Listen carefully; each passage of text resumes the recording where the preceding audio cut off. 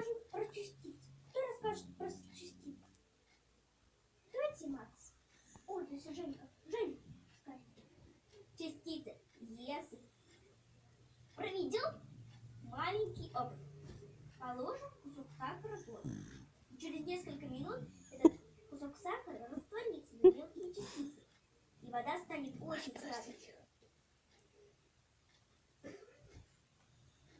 Молодец. Ты просто умный. Так захрапит.